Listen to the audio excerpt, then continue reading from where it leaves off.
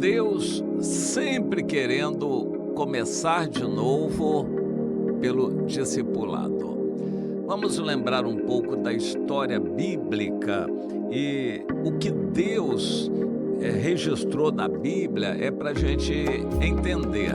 Deus criou o homem perfeito, diz o Salomão, mas ele se meteu em muitas astúcias, ou seja, deixou o pecado entrar e depois dominar.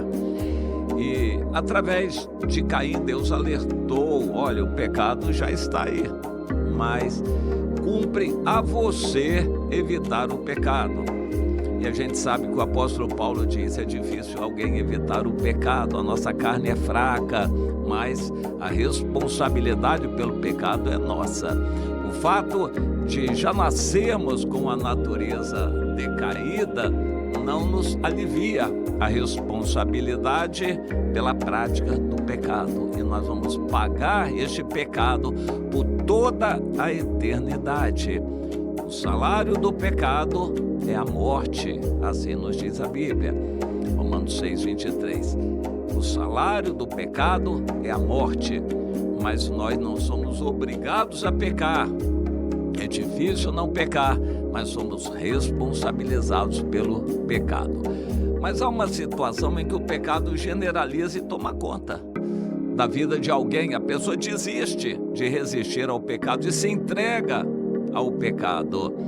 Isso acontece também coletivamente, quando um grupo, uma igreja, uma cidade, uma família, um grupo de pessoas se entrega ao pecado.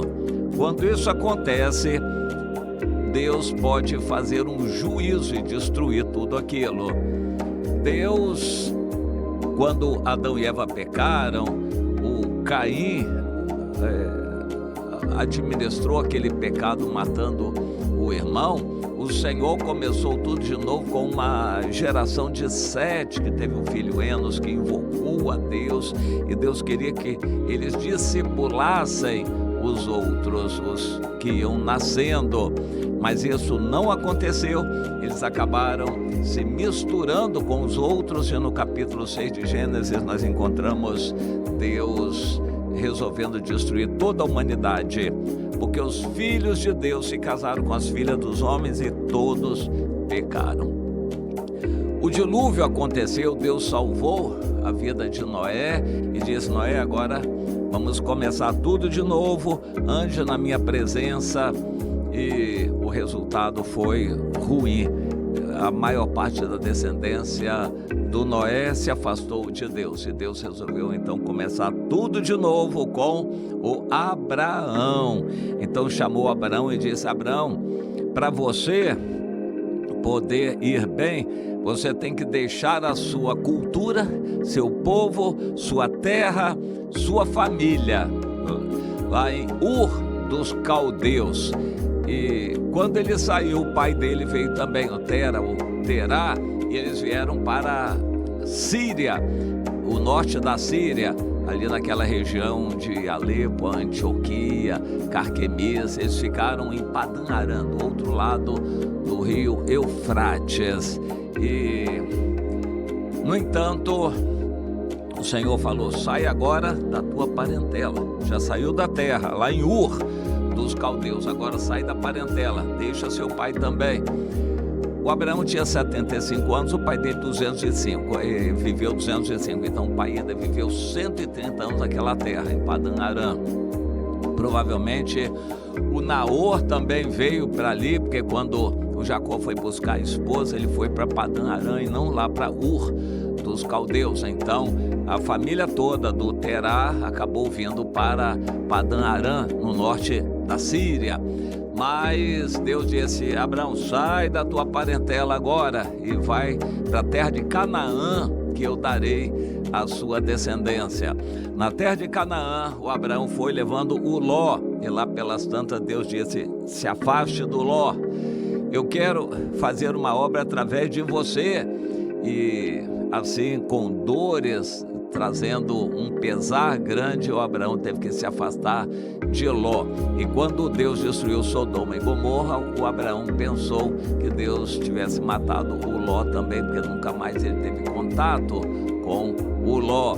E o Abraão continuou, mas ele teve um monte de filhos. Abraão teve um monte de mulheres, um monte de filhos, concubinas, gerou praticamente todos os povos ali da Península Arábica, Arábia Saudita, aqueles outros países todos ali, Sabá e Dedã, e os ismaelitas, midianitas, amalequitas, todos eles eram descendentes de Abraão, povos ruins. E aí Deus separou a descendência do Isaac, depois separou o Esaú para poder ficar com a descendência do Jacó e poder trabalhar com o Jacó, que virou Israel.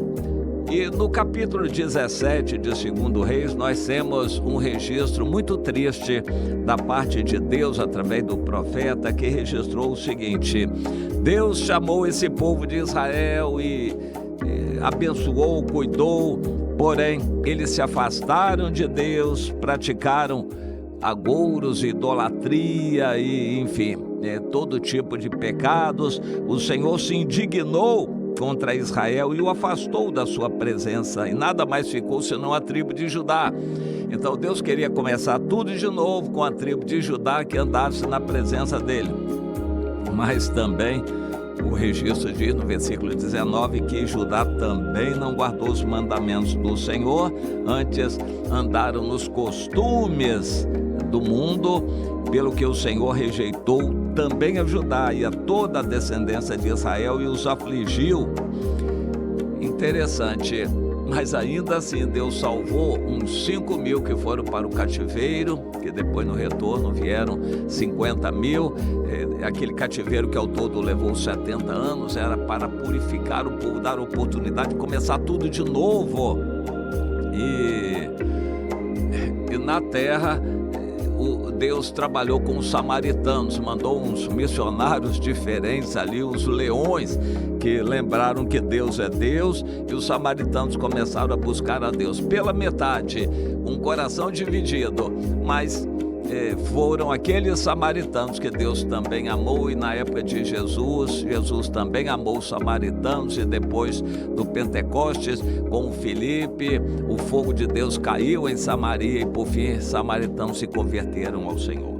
Ou seja, toda a pecaminosidade que se generaliza mexe o coração de Deus para julgar aquilo, trazer a ira de Deus sobre o que está errado.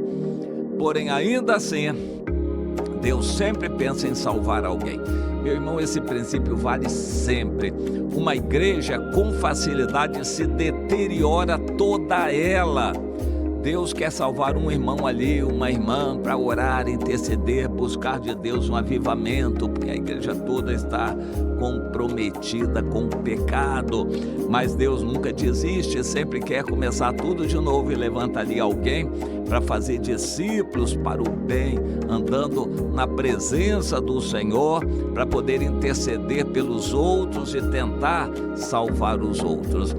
Essa é a história da Bíblia, do princípio ao fim. Deus separando, santificando alguém para fazer discípulos daquele jeito, e os discípulos então poderem testemunhar do Senhor e gerar uma semente do bem. E este é o propósito de Deus. Isso é o que Deus quer com você. Consagre a sua vida ao Senhor, e então Deus vai usar você para fazer um discípulo, outro ali, vocês dois vão fazer mais discípulos. Deus quer gerar um povo puro para poder abençoar os demais. A mistura com os demais nunca vai ser tolerada pelo Senhor. A pessoa que se misturar com os outros nos costumes pecaminosos, principalmente dentro das igrejas, essas pessoas todas estarão condenadas. O fato de a igreja toda viver em um padrão ruim espiritual, isso não justifica você de fazer a mesma coisa. Deus vai cobrar de você rigorosamente. Então, santifique a sua vida, se separe de quem tiver que se separar, principalmente de familiares. E foi o que Deus falou com Abraão e continua falando conosco. Se santifique. Aquele que não deixar pai, mãe, irmãos e irmãs por amor de mim não é digno de mim. E claro, vai para o inferno, para a condenação eterna. Meu irmão, se necessário, deixe pai, mãe, irmãos e irmãs, se eles estiverem atrapalhando, impedindo você de santificar a sua vida. Deus quer começar tudo de novo com uma semente pura. Por isso ele mandou Jesus, que fez 12 discípulos, depois 70, 120 no Pentecostes, e foram se multiplicando de uma semente pura. Deus quer que você entenda isso e não se misture com os outros, não se conforme com o erro, mas santifique a sua vida e faça discípulos santos assim também para Deus. Isso fala o seu coração, você entende essa linguagem, o que Deus quer de você, de mim, de todos nós?